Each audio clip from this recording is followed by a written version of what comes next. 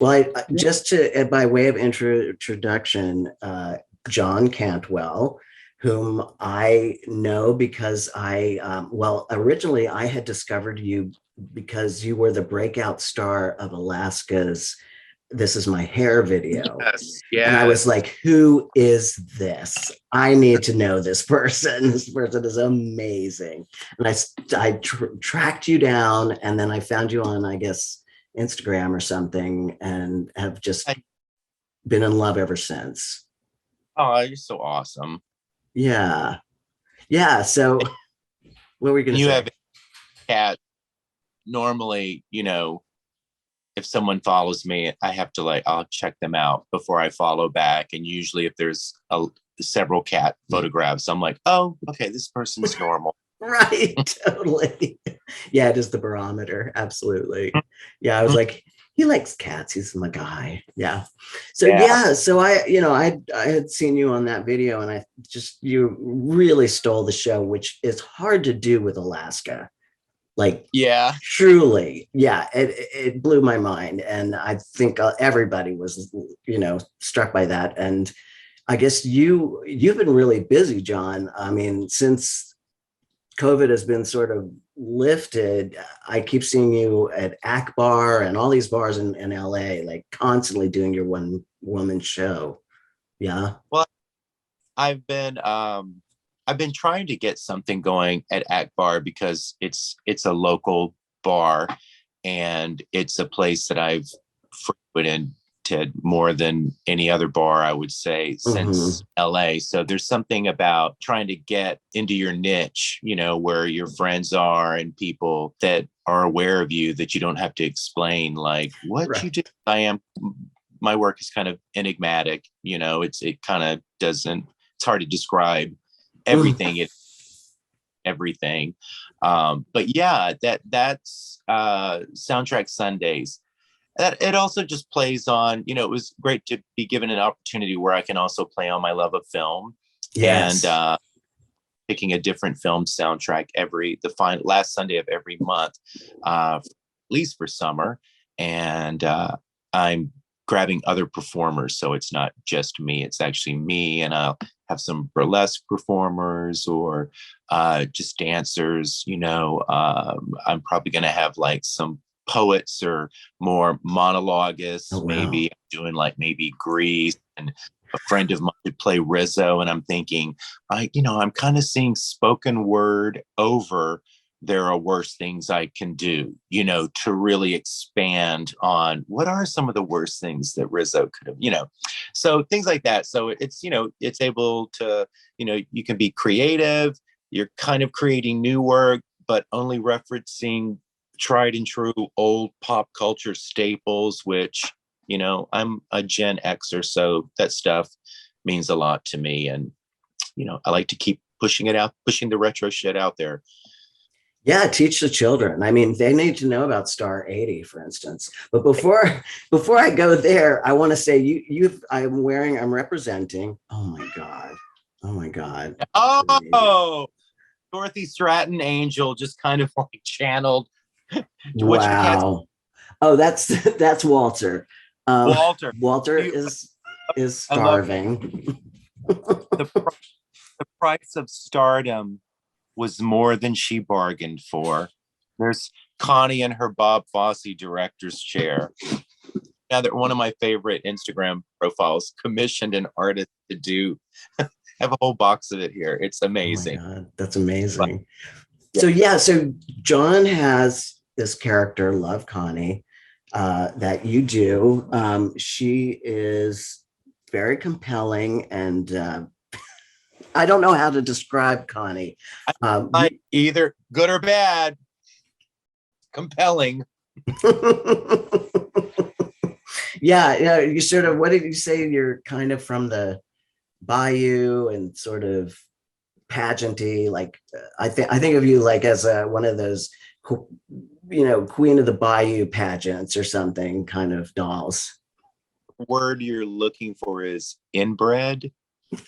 Yeah, I know it's probably not really correct, but I'm from Louisiana, and I'm generation removed from the farm. So I think I can say that and get Yeah, away with it. that's fair. That was fair. Yeah. So she, but this character, Love Connie, is delightful and very funny.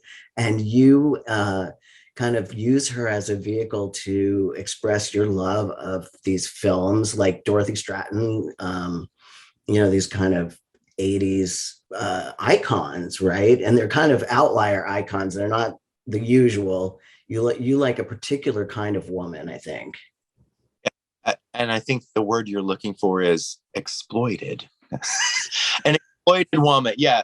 It's a play on a male gaze, of an objectified woman or an exploited woman. I think that starts with the whole when gender identity became, our big thing over the past couple of years. As a gay man, you start thinking about identity. And also, like, I love the movie Blade Runner, and why I love Sean Young's character Rachel is because Rachel, her entire character in that movie is about her identity. Is she who she thinks she is, or is everything just implanted because she's a Nexus 6 robot? And it's really beautiful when you go back and listen to her character and her dialogue and everything about who she thinks she is, and are the memories mine or whatever. So, and also sort of Sean Young adjacent, like in her private life was just absolutely batshit, all the stuff with James Woods and yeah. Well, I mean, I always defend her, because because people, again, it goes into that whole blame the woman type thing, and people like, oh my God, she's insane. I'm like, well, but all of this started because of James Woods, who's a psycho, Jean, who is a psycho, and a freaking, I mean, we all know, and Oliver Stone. But if you go back, like if you go watch the movie she did with James Woods and you listen to the commentary, they say lovely things about her, So it's just, that whole, oh my God, she's batshit crazy. I'm just kind of like, we're just continuing to, I've read all the stories, but I've also lived in Hollywood for 23 years, and I see people in their private lives too. And I don't think anyone's crazier or less crazy than Sean Young or me, or you or whoever. So, I'm more about like, yeah, Marilyn Monroe was a pain in the ass too. And, Cliff Robertson was, and James Woods was, and Charlie, and they all were. But, to me, Sean Young's more beautiful, and I would rather look at Sean Young on a big screen than any of those people put together, especially Rachel and Blake. I mean, I just, I'm cool with her being crazy. Just put a camera on her and let her do her work, because she's never stopped working. She's always worked, and not thought she was batshit crazy, but she's her own worst enemy, just same way that I kind of put my foot in it. But I think one thing about her that's also interesting is, she's also a conservative, like, Republican from Kentucky, and she also didn't do drugs, So you can imagine what it must have been like to be in a room with someone so stunningly beautiful, but probably that kind of judgmental, not that she's judging you, but I'm sure you could just look at her, and if you were coked up, you'd be like, she's judging me. It's just like, no, she's beautiful. She's not judging me.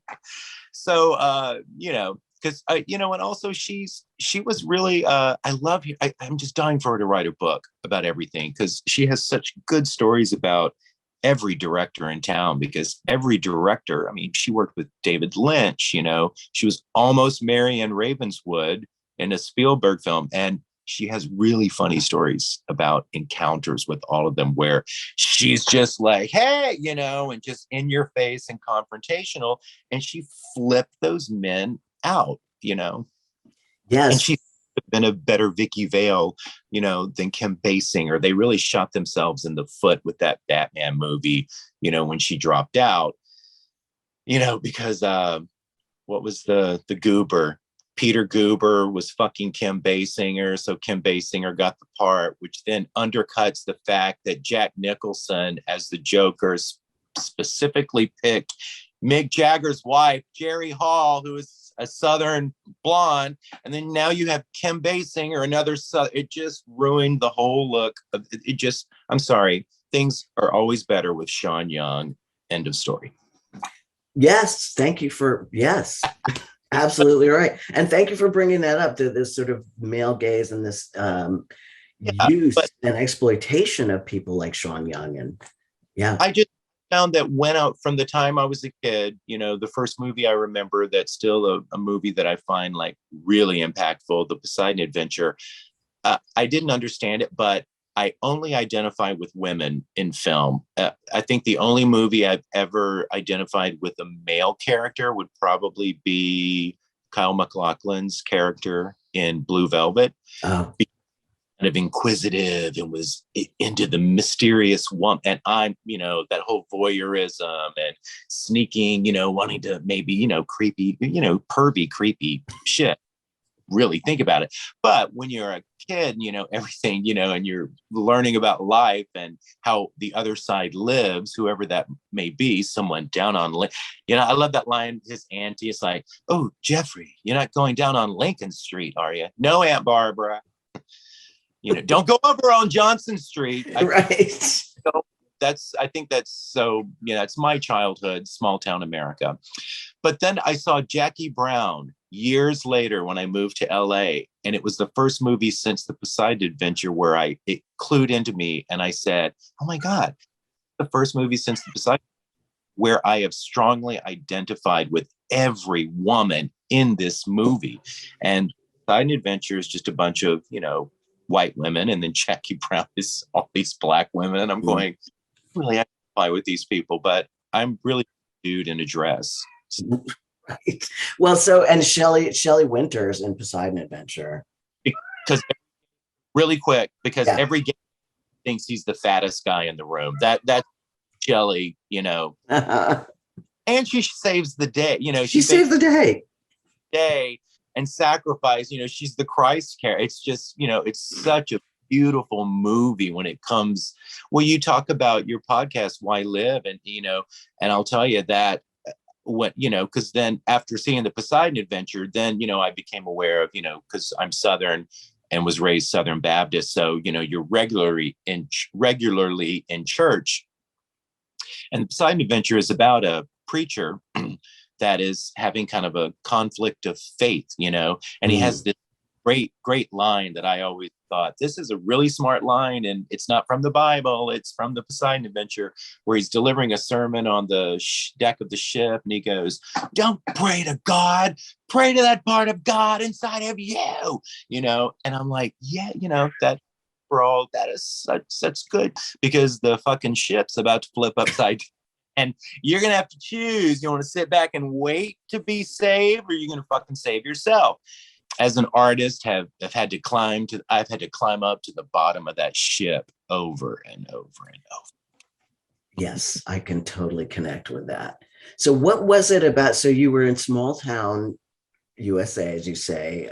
What was the atmosphere of mom and dad? And like, how did they encourage this kind of boy in a dress, or like, what was the deal? No, it was very segregated, racist, homophobic, typical bullying. But it was a small town where even to this day, I think we all do have an affinity for each other, but views are just so, straight and narrow and just like hard. Yeah. I mean, like it was railroad tracks, the town, white people, black people. I went to a private school, which they now call racist academies. I went to one of those types of schools. I did too. There was one black kid, I think, in my private school. Yeah. So weird, when I hear all the talk about, education and everyone being so like, just sissy about teaching about the true American racism and all that stuff. Even in our private school, like we talked. Oh my God, there goes my battery. Sorry, just plugging. But even our private, tiny, my graduating class was the biggest class of the school. There were 38 kids Wow. in my class. And we talked about the Civil War, and we talked about slavery. We talked openly about all that stuff. I mean, it was to us in a very boring way. But what if I turn my phone this way? Does that okay? Sorry. I love it. Why? Yeah. So I don't get that. I don't know, if people my parents' age, which are the children of the Depression, if boomers were cool about teaching it to a bunch of segregated, little Southern Baptist white kids, I don't understand why generations after that have a problem with that. It's just stupid. I don't give a shit if it makes you feel bad. It's it should make you feel bad. It should make you feel bad. Yes, it is. It's awful, coming out of like the lockdown and everything. It's like, it was a lot of time to really think about that. So it's thing.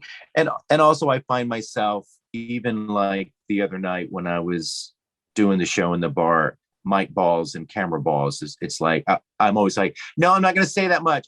Let's do it, song, performance. Let's just get on with the show. And then they hand me a microphone, and then all of a sudden it's just like, okay, we're going to be here a while because, and then it's tangent. I'm back to the South and the climate that I was raised in. It just, I never could get my parents out of that.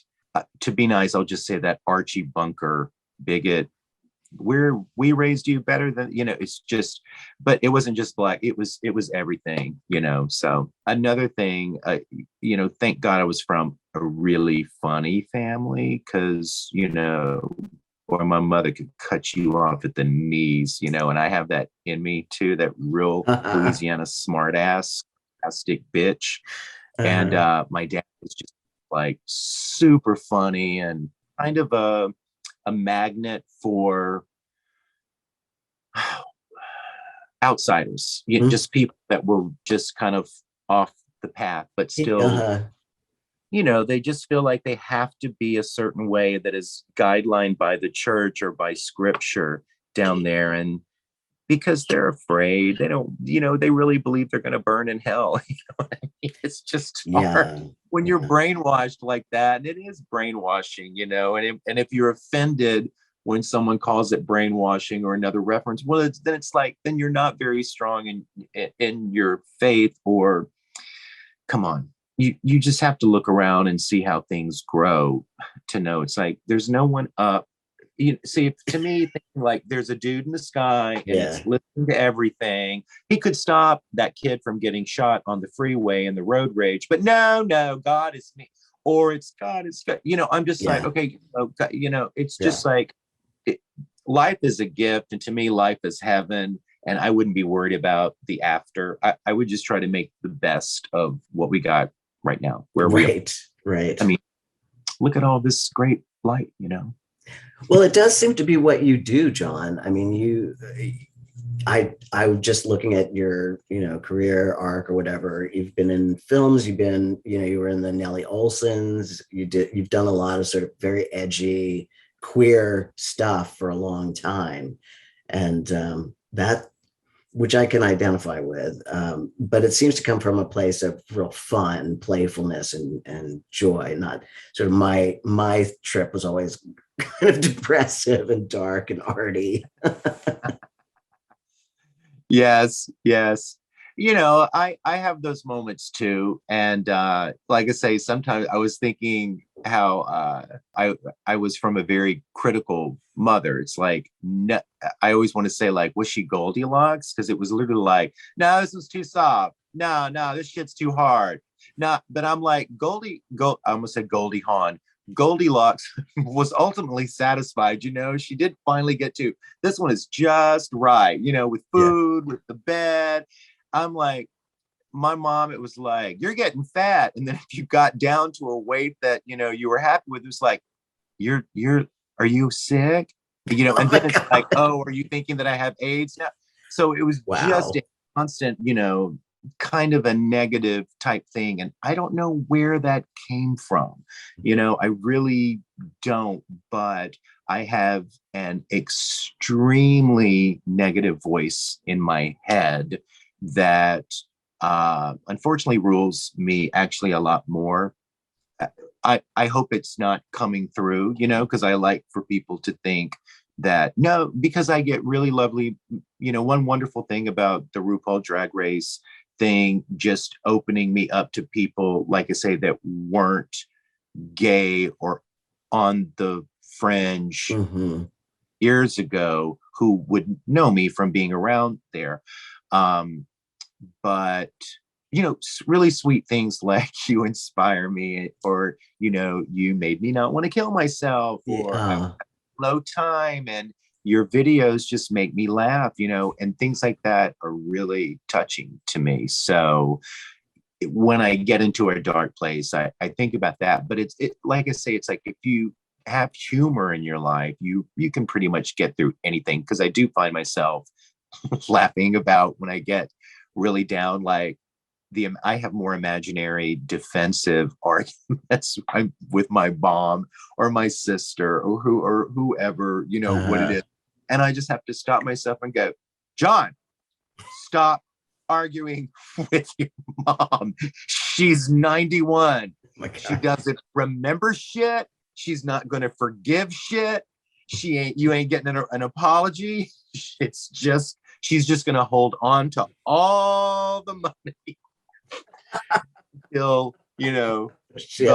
and her dad lived to be 100. So I also keep telling my brothers and sisters, I'm like, good luck, guys, because if anyone has the most longevity in the Cantwell family, it's gonna be her. Uh, right. Oh yeah, yeah. We were also okay, because no one in my family will see this. We were also talking, like, I had heard some stories, since my dad died and my mom has been, she's getting older. My sister's taking care of her. I'm talking to my family more because we were not a really close family, in that we were kind of like my dad.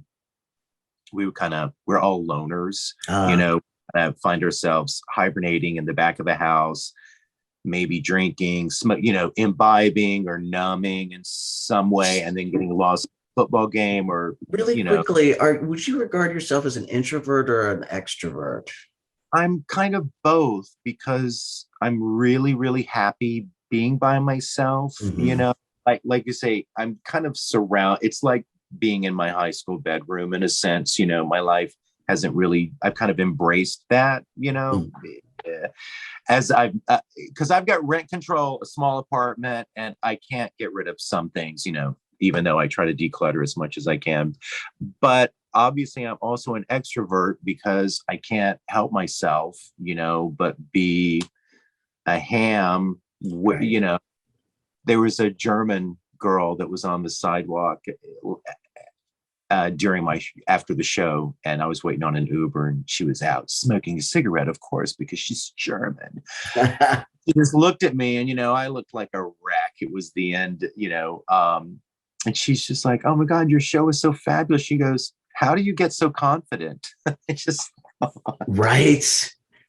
when you look like I do in drag, you have no choice but to be confident. I love playing on Connie's confidence and then her fragility. One reviewer came to a show one time, and I loved what he said about Connie. He said, he compared me to Carrie, and he said, but like Stephen King's heroine, you root for her, but then you're not really quite sure of what she might be capable of. Meaning, it's just like, oh my God, Connie, no, no, no, Connie, no. Totally. It's just like, yes, Connie, no, and then She's kind of like, like an expression of id. Like she's, mm-hmm. yeah, she's like It's everything right in the moment. I don't think there's ever any underlying deception, with Connie. uh, Everything right on the sleeve, and it's so out there, and those are super fun emotions to play as an actor and as a performer, because it then helps, I think, get a lot of that's inside me too, because she's a lot of me. She really is. Of course. And it must be incredibly liberating to be like so in the moment. And, it looks like that anyway. It looks amazing. The biggest compliment people pay is when they say, you look like you are having so much fun. Yes. On stage, especially when I'm dancing. They're just like, when you dance, no one looks like they're having more fun. And that's that's a lot to take in, because you think of all the dancers out there that are really fantastic dancers. Mm-hmm. Cheetah Rivera or Rita Moreno or Shirley MacLaine or Anne Margaret, Joey Heatherton, like women that you're like, right. Anne Reinking, Sandal Bergman, right. Fosse, Liza, and then I look at Connie, and another funny thing about dancers in general too is sometimes when we're dancing on stage, we're like, we're coming off, it's like, oh my God, it's exhausting. Oh my God, it felt great, right? It felt great. And then you watch it back and you're going, I don't look like I'm hitting it hard at all. Mm-hmm. God, I was that, so now I look back at myself and I go, wow, that doesn't look like I'm putting any effort at all, but I'm fucking dying on stage. No, it looks effortless. And I think that joy just buoys you, The thing that's interesting to me about Connie is, you put on a dress, you put on makeup, you don't do a whole lot to change the fact that you're a man in a dress. And yet we fully accept Connie as a woman, fully. Like, it never occurs to me that Connie's not this person, right? It's so, again, that's that weird thing where I decided, now it's two things. One is what I was used to doing and how I was used to performing, which the Nellie Olsons were a New York City gay sketch comedy group that I was in. And in the world of sketch comedy, you don't have time to put on a full face of drag. If you have to represent a woman in a sketch, which if there's only two guys and one girl in the group, well, and with the Nellie Olsons, Terrence and I, the other guy, we played the women on stage. We would make the girl like, no, you have to be our husband in this. We understand women. We know what we're doing. And we would just fight her like, no, I'm the mom. No, right. No, I'm the sexy slut. No, Nora, I don't care if you have huge, and Nora was this blonde goddess with huge, beautiful, natural breasts. And we're like, put them away. And then we would come out in leotards with our, crotch bulges and my hair, my hairy cleavage and everything.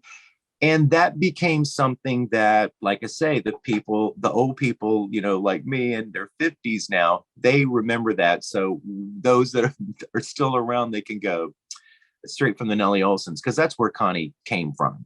And again, there just wasn't time to tuck. I don't have to pad because I'm shaped in kind of I have a funny, sexy, it's not that it's a lady body. It's the other side of why I don't change who I am, when I'm in drag, is because when you're a little boy, and this would happen, if you grow up like female, again, I don't want to say triggering words or anything. Not to you personally, I can say anything to you. I'm talking about those yes, Gen Z. They'll come for me. No. Yeah, they will. It's that thing about being a little boy going through puberty and then being at your nephew's birthday party and some woman going, oh, I thought you were a girl. In front of my mother, I just knew that her hearing that, it was just like driving her. It just destroyed her, to where I know she was embarrassed by that and she did not like it. But in the same time, she wanted to fucking rip that woman's throat out, because she was also like, don't ever say anything about her kids. There was one time when I was in college, we were in a Benetton at the mall. And I think I was acting a little too gay, because I was going on about, ooh, smock turtleneck, mama. And back then down south, I mean, you talk about that yeah. that was just me, you know what I mean? And Wow. I was in a Southern Baptist college, never changed. I would try to Switch it bring up. it down the same way when I would go on auditions, 20 years ago at Warner Brothers or wherever. And it's that whole stupid, that's what I'm hoping is now released, that we don't have to worry about just a feminine dude. You know what I mean? It's not that I don't identify as a man, I think myself as a man, but I'm just effeminate and sexy, sexy, but whatever, Yeah. whatever. And I Yeah. can put on a dress and I can play that character and make you believe that, nope, that's a girl, that nope, she is all woman. And again, I think a lot of it is from those childhood things of just hearing the truth out of everyone's mouth, that kind of, I always look at kids, I was around a baby the other day, just a toddler that was just grabbing stuff, that when they just grab your glasses, Yeah. and you're like, wow, it's so funny, like how they kid, and everything. And it's, I love the unedited of a kid, like, Yes. funny. You will love this story. I remember being really little, and my brother played with the two guys next door, the Rogans, and they lived next door to us, and they were all older than me. And I remember because my brother was closest to the one closest to his age, and then there was an older neighbor, and then a younger baby brother. And as boys, you would go into the bathroom and pee together, Yeah. Yeah. So for some reason, we had two bathrooms. Maybe my dad was napping, but we were twoed up going into the bathroom. So of course, my brother went with his best friend who was his age. So I went and peed with the older brother. So as for peeing, I'm just kind of, you're little and you're noticing everything. And I went out of the bathroom straight to my mom and I said, Mama, Junior's got hairs on his dick or hairs on his goober or something like that. And I don't know why I'm telling this story, but there was just something, I don't know, just kind of out there about, just questioning and all that stuff. So where were we originally? Gender and looks and drag. Yeah. Yes. So I don't change. But because I don't think that stuff's important. I mean, I think for some people though, the makeup and the padding, it's probably soothing. I mean, I just relate as like a trans person. For some men or trans women who do drag, it must be soothing to put all that stuff on. Armor. Yeah. For me, no, that would be a mess. I would be your style for sure, drag. Yeah. Well, and my thing is it's really, for me, it's up here because with the Nelly Olsons, we were so beyond politically incorrect, because in the 90s, that's when political correctness started. So we were just like, no, we're making about every fucking thing out there. And we did, and sometimes it failed miserably. But if I could tell you the story about us trying to get away with something that it's just like, why, but we wanted to take those chances and that's what's fun about live performances, that the audience, like a kid, will let you know immediately, I'm not liking one at all. And then watching our dumbasses try, okay, just end the skate, just get off the scope. Just right. Nothing to see here. Those are fun, dangerous moments. Now the backlash on something like that would be totally different. And we would never do something like that, because it's not as pervasive as it was. It's just like, where's that platform? Well, it's not funny anymore. That stuff is just, it's not funny. It's not. It had its moment when we were all like, racist and, we didn't know any better.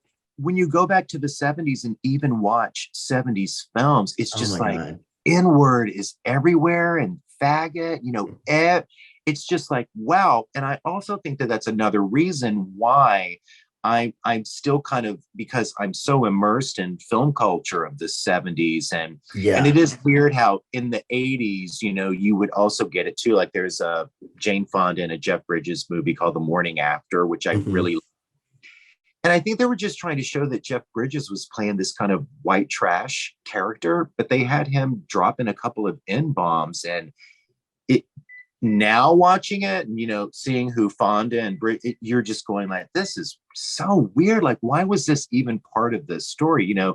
In a Dirty Harry movie, I kind of get it because they're cops. And right. I do thought that, I'm kind of like, the good thing about the country going insane where we are now is, thank God you identified yourself as, white, racist, who, you know what I mean? Yeah, like, we know who you are now. Like, good for Marjorie Taylor Greene. Right. You people elected her, and now look at them. I don't recall. No, I don't remember that. And I'm like, right, this is who you elected. Mm-hmm. This is the representative. Obviously, she's not only is she an idiot, like a crazy person, but she doesn't remember you guys, so she can't remember stuff. So she should be out, because you need a politician that can remember things like policy, but she can't remember anything. And it's on her Twitter page. She can't even go back and I don't remember. Yeah. And I hate that, just playing dumb. Again, that's another thing that would be something that Connie would don't remember. Again, I love spoofing those types of just idiots.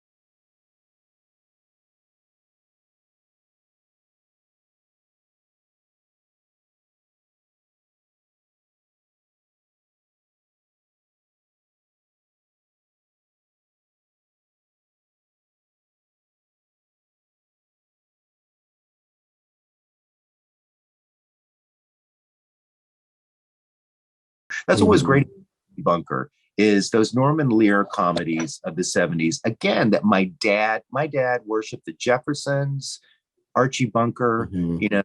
Technically you'd call my dad racist. Not you personally, but the world would call my dad racist.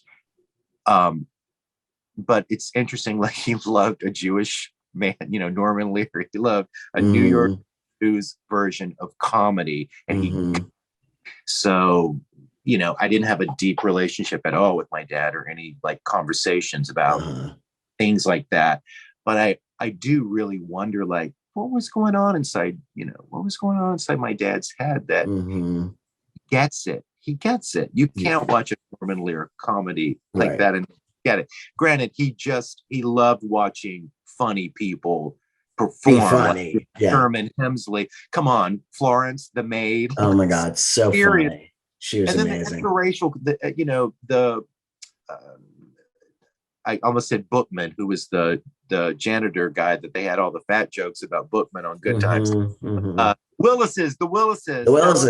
Willis, interracial couple. So it was all such really cool stuff. I remember there was an episode of All in the Family where George Jefferson, he and Archie Bunker were posing for a photograph. She just took the picture, and right as she took the picture, George Jefferson turned and kissed Archie Bunker on the cheek. Yes. And the expression on Carol O'Connor's face is my dad.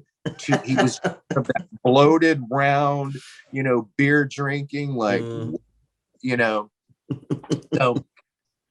I like to think inside he wasn't as bad as he sounded sometimes, because some of the things that would fly out of his mouth were just off the wall. A lot of crazy shit down south. Right, definitely. I mean, I'm here. I'm a northerner, been in the South now for over 15 years, and it's still such a strange environment for me. But I want to just pull back for a minute and talk about Blondie, because there is a woman who is not dumb, has never presented herself as like a dumb blonde, is very, savvy, smart, great, amazing songwriter, amazing musician, and you have a adoration for Debbie Harry, right? Oh, big time. Yeah, Yeah. yeah, yeah. I think the cool thing is, like, I think when we think of her, Mhm. songs, she doesn't get any credit for being such a wonderful lyricist, though. Like, and that really is what first attracted me to their music, because I back then I bought 45s from this record store that was down the street from my dad's furniture store. And she would get all the big hits and then a lot of R&B, because my town was, I think, predominantly Black, I would say. And Mhm. it's still Louisiana, so the culture and the Creole, all that stuff, there's still community there. So it is segregated, racist, whatever, but there's also another side of it that is very embracing. um, Thank God we have New Orleans. um, but I was buying 45s, one Heart of Glass and everything. And then I remember I was going to stay up late and watch Blondie on the midnight special, but I fell asleep or had to go to bed. And I remember my best girlfriend from childhood explaining to me what Debbie Harry looked like. And I just had this thing of like, oh gosh, she sounds beautiful. She must just be beautiful. So then when I saw her, it was just like, oh my gosh, just I loved everything about the way she presented herself. And now when I look back, I love how it was all an effort to downplay her beauty, because she could have been that person that always had her hair done, but she wasn't. There was something I really loved about that kind of unkempt kept glamour. Mhm. That Mhm. I was, another thing is and I didn't know this from Blondie, but as a kid who played alone a lot, if I did go up to my dad's store, like sometimes my mom would need a break or whatever, to be like, go up to the store with your dad. I would love to play in the alleyway behind my dad's furniture store, like destroying old long fluorescent light bulbs. You ever throw one? Yeah. Oh, yeah. So Like, satisfying. it is. Oh my God, the way a fluorescent light bulb goes. Do, do, do, do, do, do, do. It, that Yes. was, but that's also like, I would regularly find discarded pornography, like all the, it was porn, that was back when Deep Throat and that 70s. Yes. So Yeah. it was really pushed a lot. And our parents were freaked out about it. It's like, I love that you don't hear about them really regulating, because now it's everywhere. Right. Everyone, it's like, Right. There's porn that guy. right there. Why Yeah. you guys were ever trying to regulate it back when it was just a magazine on display at the grocery store? It's just ridiculous. Right. But I also get it, you Mhm. know, even, as Connie, I emulate a lot of, you know, oh, wait, I have one right here I can use as an example, just, for fun. Yeah, there it is. Hold, please. I have a visual. Hold. Well, I thought I did. I kind of do. Well, like, this is a takeoff on a week, Oh, but it's a we. takeoff on an Ohio Players Honey album thing. I had Yes. another one here that was like a crotch shot. That's also another week, but I found myself just like fascinated by like those layouts, and how I love Farrah Fawcett, Cher, Olivia Newton-John, all before Debbie Harry. Debbie Harry was like the first one that I think, this is someone that I think I want to emulate or take some. Mhm. Another reason why, again, my drag, I'm not really trying to be the classic drag queen. I really Yeah. want to be Debbie Harry, and present myself like maybe she would, but a southern version of that, or Mm. Iggy Pop, like more of like Mhm. a kind of rock performer who doesn't give a fuck. It's gender fuck. Oh, you think I look like a girl? Great. I am a girl. Aren't I hot? Look at my legs. You know what I mean? Still can't Yeah. walk. You know what I mean? But Yes. it's like that. I still can't walk in heels, but it's that confidence, like, oh yeah, yeah, you want it. And then you walk and your ankle gives out. To me, that's the best way I can play off the pain and the anger and the frustration of growing up, gay in a, straight conservative Mm. Christian environment, and just loving myself, and, and loving all of us who are like that, who care about, who am I and what are we and all this stuff, but who aren't afraid to just live for the now, Right. It's, Did you ever consider that you might be trans, or did that never cross your mind that maybe you wanted to be a woman? Or it's, when I follow, and I've met a few times, Buck Angel, Mhm. sometimes I'll follow his post and Mhm. hear what he has to say. And there was one time, I think, when people were really not, younger people were really coming after him. Yes. I don't know if it had to do with gender nonconforming or what, but his whole point was, look, when I did this, or when I chose to present this way, you had two choices. And I mean, I hope that we get to, look, everyone changes the Kardashian, you know what I mean? It's like, you can't be mad that people are, reassigning gender, or, or whatever. You're Right. getting your tits, you've had your tits done for 50 years, and you're lit. And now, Yeah. and then, my other thing that, I just want to touch on that I think a lot about, and it's about gender identity, is things still fall into that male gaze category of what a man thinks is female attractive, whether it be bigger, but whatever, you know what I mean? Right. Some women don't have boobs at all. Right. So I don't know why big boobs, again, that's just because you want to look that way. I don't think that has anything to do with I'm a woman, you know what I mean?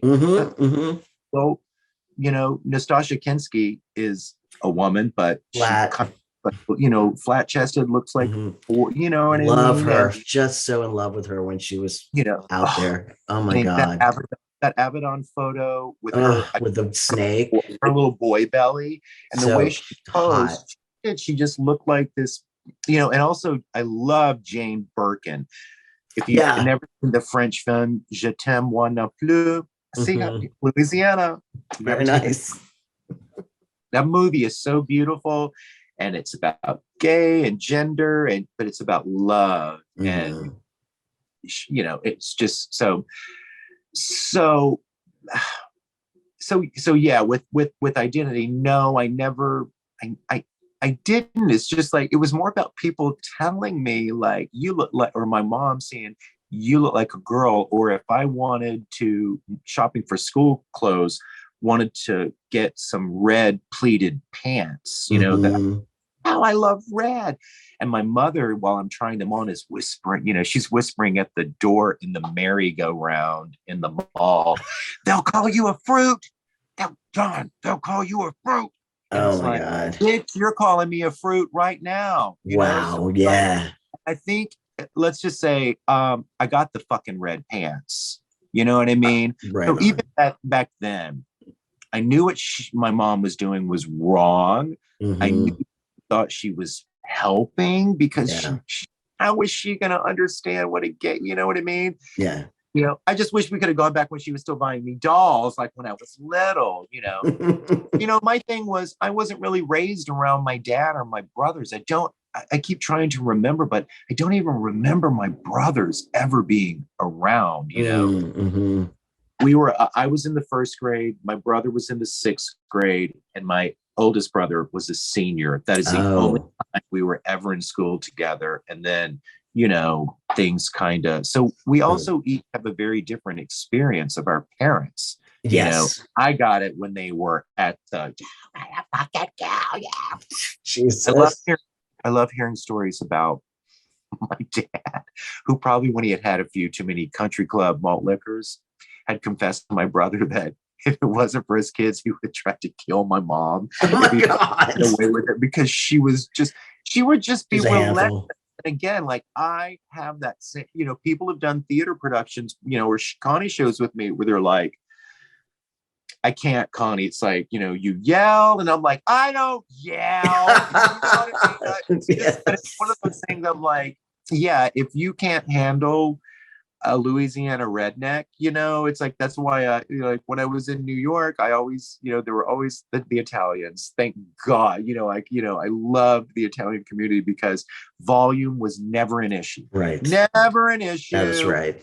Never an issue. I come out to LA, all of a sudden it's just I don't know. Yeah. And it's just like, I can't. I'd rather scream and, get something good on the stage. Right. And yeah, you do by all accounts. Yeah. I have a question for you. And this is one more thing. Sure. I am, just so you know, I'm now more comfortable going out as Connie and dressed as Connie and feel like I look better physically, especially in my body, because I had a lot of body shame. My mother was obsessed about weight and stuff like that. And then I'm a 30-year fitness professional.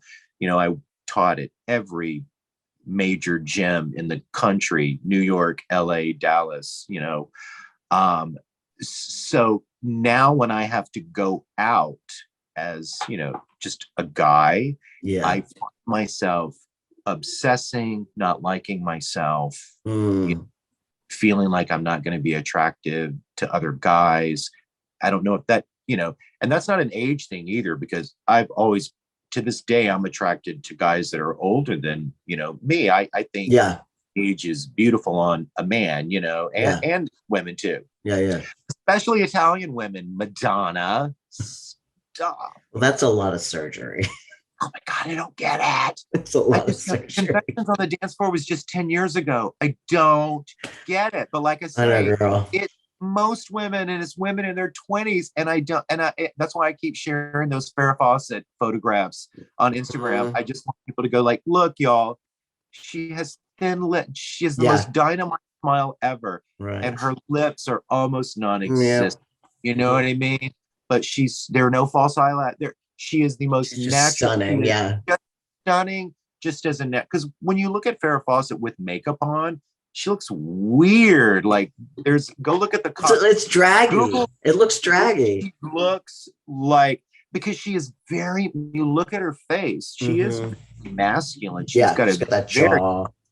Really stunning. Totally. I love Texas women, but that Amber Heard is a Texas woman too. And that's why I keep wanting to get into the Johnny Depp thing just to see what the hell, because oh God, what a mess. Oh boy, she must.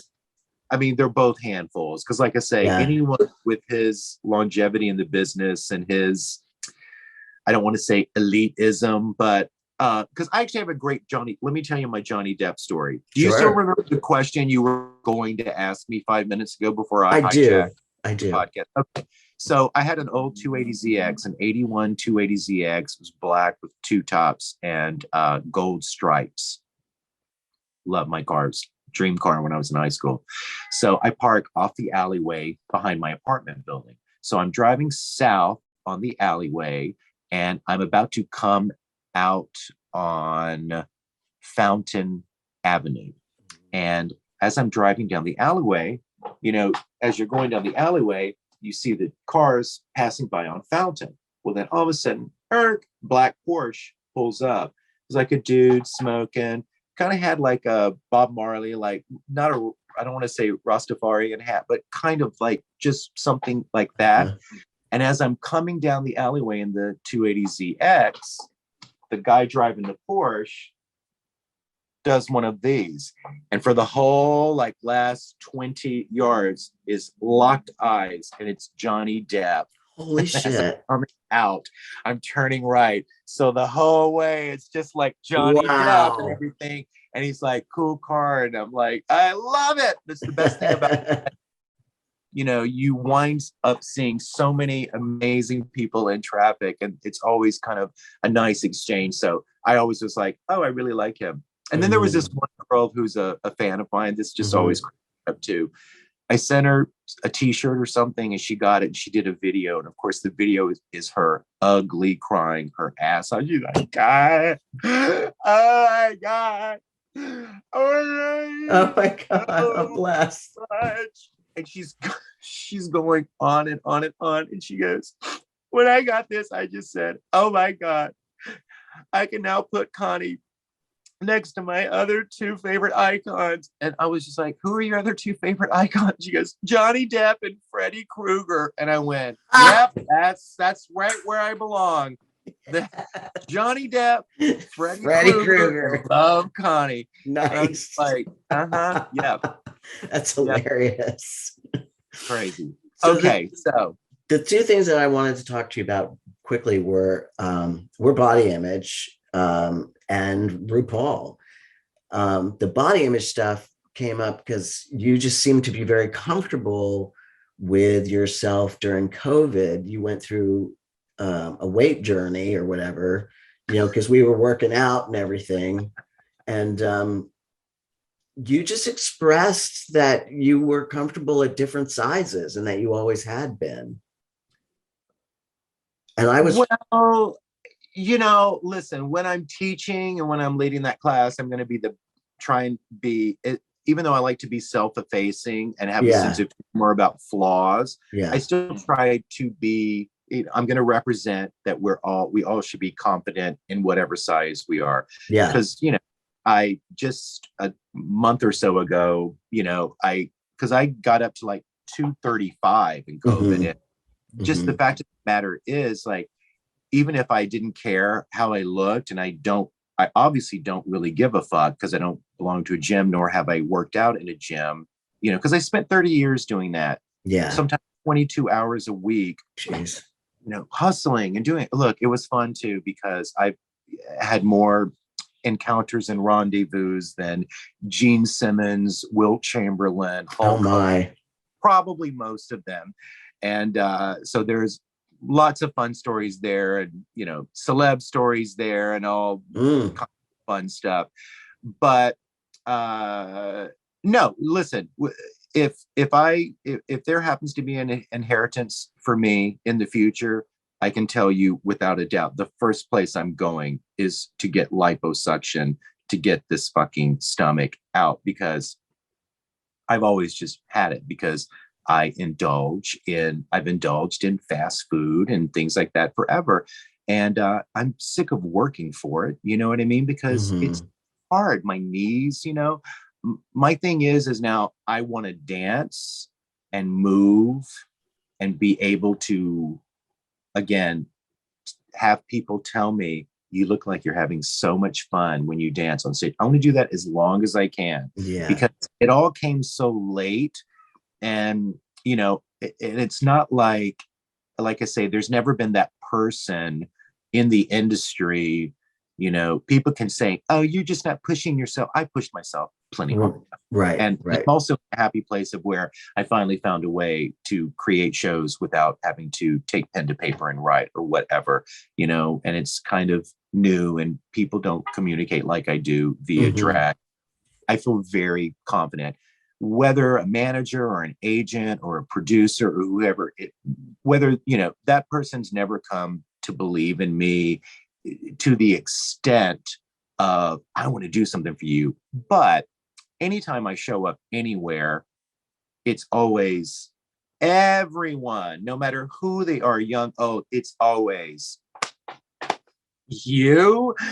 So I kind of don't understand why, and maybe this is going to happen in my 60s, again, to me, that's also the fun thing to circle back about why it's kind of fun. Because I love to think about, like, but what is coming next? Yeah. I like leaving a lot of shit behind, but who knows? When we were doing the Nellies in the 90s, and, I turned 30 and I was living in New York, and one of the guys in the group was sick of New York, was moving to LA. And then I thought, oh God, I do want to be an actor, and I think I should join the screen. It's like, I should go. So then it was like, my roommate got married, I got kicked out of the apartment. So it was kind of like, let's go to LA. And even in LA at 30, they were like, look, if it hasn't happened for you when you're 30, it's not ever going to happen. Right. That used to really bother me, because you're making it seem like everyone wants to be Tom Cruise or Tom Hanks. And if you think that then you're delusional. I never thought I could do that. I just wanted a place, Yeah. but it was even for, and, people were always like, oh, but John, you're so handsome. And I'm just like, that doesn't really have anything to do with it when you're openly gay, Mm. because that's for a whole other show. But I understand what you're saying. I mean, That's bullshit. I didn't write a book until I was in my 50s. I'm fully like pushing myself creatively and artistically in ways that I never had before. I was always hustling. I was always in a band. I was always writing, doing something. But now now that I am actually 60, these things have solidified for me, and I feel really solid in who I am and my creativity, Yeah. So yeah, but body image, yeah, I body still image, but it's still a thing to where another weird thing about my drag is, like, before I really knew how to do makeup that well, practice makes perfect, and I've gotten pretty good at it. I would always like, so how do you do that thing where you make your nose look like Bambi, like a little deer nose? So and I love big noses, so I would You've never. got a great nose. Well, it's cuckoo because now when it gets older, you do start to notice things like there's a weird indentation. I think I picked this one too much. So, I'm surprised it's not, because I'm a nose picker, that's my favorite thing to do from childhood. But the response is always, no, no, no. You just do what you do. Like you just the way. Well, like, should I do, Connie, just do, and still come out, and I'm like, oh shit, I forgot mascara. Why do my eyes look weird? Oh, I forgot to put mascara. But again, it's just every mistake goes into my favor as so there is something that is, again, it's so wonderful. I wish, there's something also funny about, like, when I was auditioning, when you audition a lot in Hollywood. And I think when the industry knows that you're an openly gay actor, and there are lots of openly gay actors who are so super talented that no one's ever, you've heard of Drew Droege, and you probably know Sam Pancake, because I think you guys are maybe from the same, I think he might be from North Carolina. I can't remember if it's North or South. I think he is from North Carolina.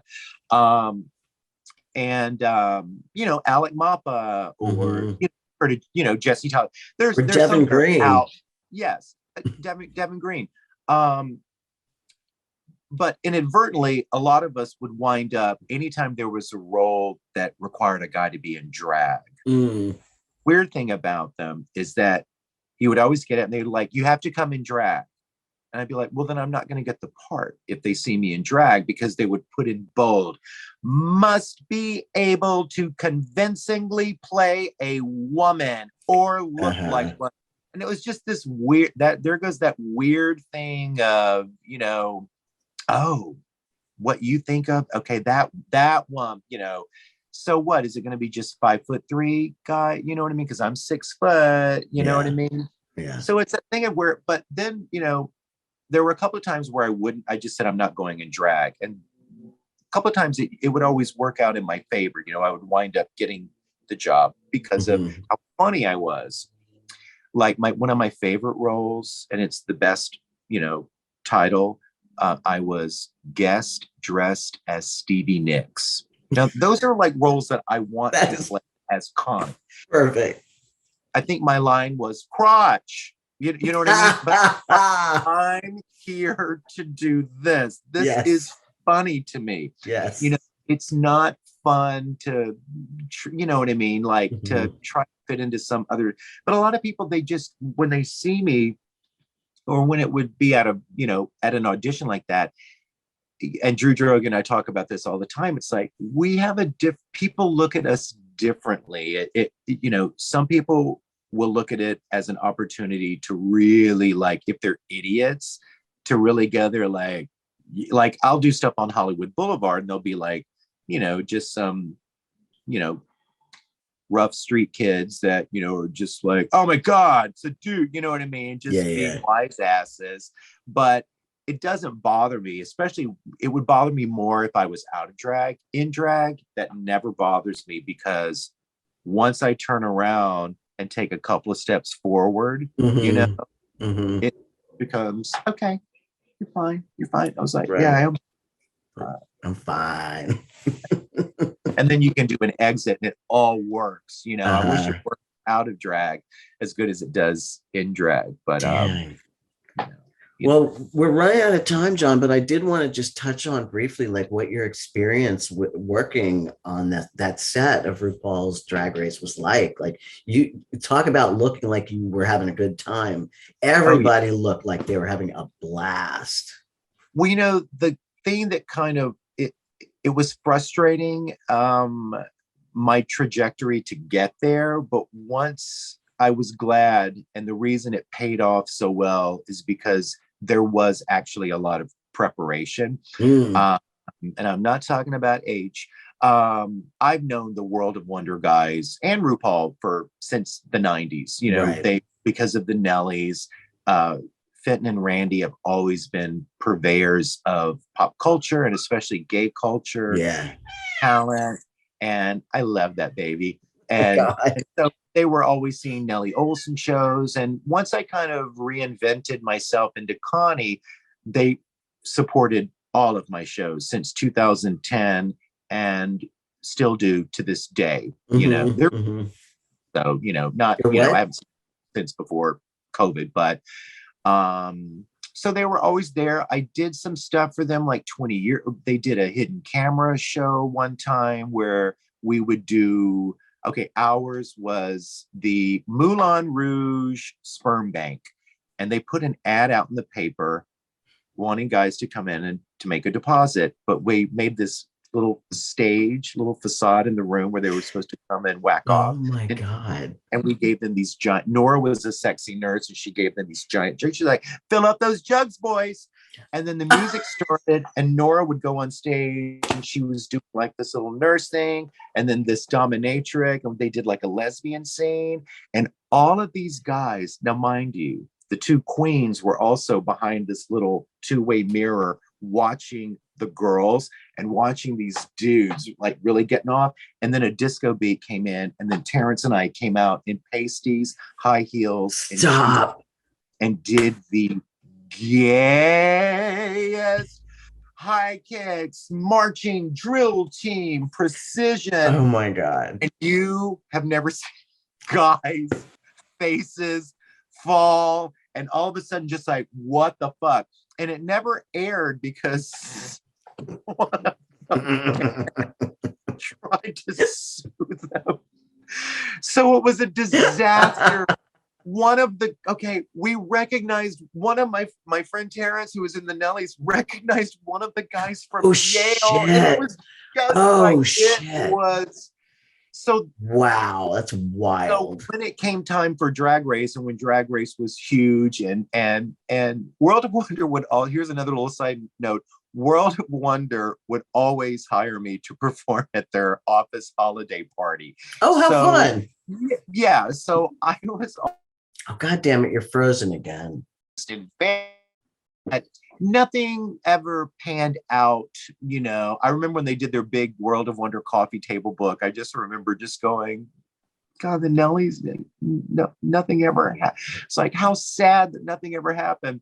But yeah, so there was a time when they asked if I ever wanted to audition, and I was like, no. I'm like, it's not really. Like I always said, like, if you guys ever need a stunt queen, like, because I loved when they brought Shangela back and she came out of a box. Yeah. I just thought Connie would have been a really good hit spy. Yeah. You know, if it would have been like season 5 or something. Totally. I don't tuck. I don't shit. I don't do any of that. But yet the lip syncs go my way. And I just thought it would have been so funny. And amazing. Used the girls so much, like, why do they like her? And it's just like, because I make RuPaul laugh, and that's all you have to do on that show to stay on that show is entertain the fuck out of those judges, and you got to do that, or you're not, you know. Yeah. yeah, you don't deserve the title, Yeah. So I knew that would be fun, and that would be great. But I don't think Mhm. I'm a great lip syncer. I can only lip sync a few art. Like I could never do an Ariana Grande song and just Right. Not your vibe. ooh, Sam, the thought. Oh, the thought. I just would take a nap. I'd just be like, no, No, thank no, you. I don't want to do this. And so and then there was one time where they were like, just fill out the application. And my God, the application. Listen, everyone who goes on that show and gets on that show Yeah. should be lauded. You have to go through a lot. So kudos to I'll try and never say a bad thing about any of them, because it takes a lot. And then you got to Mhm. come up with those outfits. There's a Again, psych eval, I know. I would I would have wanted to come out in a slip dress like Debbie Harry and some candies. You know what I mean? I don't want to be a Macy's. I don't want to be a Macy's Thanksgiving Day parade float. That's just not me. I Right. want the drag where you reach up and you can touch me, and you're wet and you've got COVID, and oh my God, you just shook yourself out like a dog and sweat Yeah. went everywhere. I don't want you to bathe in that, as if you're being peed. You know what I mean? That's Yes. just my venue. I am not, they're okay. Yeah. They appeal to a wider audience than I do. And that's why they own buildings on Hollywood Boulevard and beautiful houses. Fair And enough. I'm still a rent controlled studio, But I did do it. And again, it just wasn't going to work. And, I kept trying to pitch them ideas and nothing was going on. But there was something there. And finally, they came back. My friend Bruce McCoy, who's worked there forever and who I knew when I first moved to LA through friends of mine from Mad TV, he said, "We want you to come on as RuPaul's personal trainer." And I said, Yes. yes. I was like, okay. Yes. Because I was never pitching ideas of me associated with Ru. I was trying to pitch them ideas of me with the girls. Girl, But when they said, "You're RuPaul's personal trainer," I said, okay, that is funny, because I'm going to come on in my thick, juicy self. And then RuPaul Yes. is, the Tin Man and the Scarecrow, you know what I mean? Mm. All costumed like Dolly Parton. Just So hilarious. that itself is very funny to me. But it was almost this thing of where I don't even know if they really trusted, I don't know if they had complete confidence that I could come on and do it, or what it would be perceived as. Yeah. So, they wanted, they gave me some guidelines. They were like, well, and I'm like, okay, I'll come out through the door, I'll choreograph a thing down the stairs, and then I'll go into this like crazy routine, because just cut me off if I'm running out of time. Long before, in the Nellie Olsons, we did a dual aerobic competition sketch called Girly, where the gay boys were penalized for any move that was even remotely masculine. So very feminine till the finale, when we started doing scissor splits with our legs, and you saw there was a blood stain. And the judges are like, "Oh my God, you see this? These boys are menstruating. They are spotting through their spandex and perfectly in sync. They are on the same cycle." Oh my God.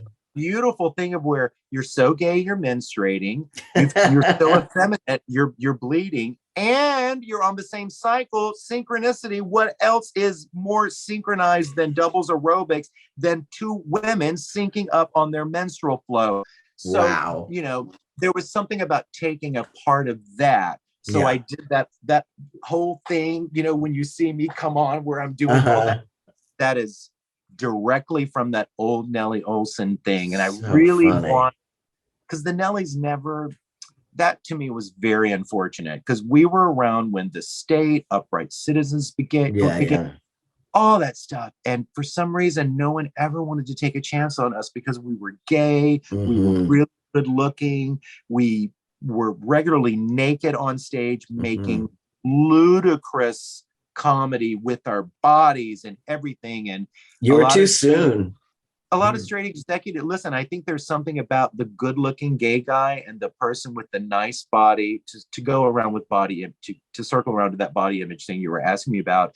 I do feel like for gay guys that worked at a disadvantage back in the 90s, because we all know that, you know, when Patrick Swayze came out on Saturday Night Live and that Chippendales thing looking all hot, and then Chris Farley came out. It's funny to be naked if you're fat, which is why I can get away with a lot of my rawness, because when you're confident and you, again, that's divine, babe. That's Chris Farley.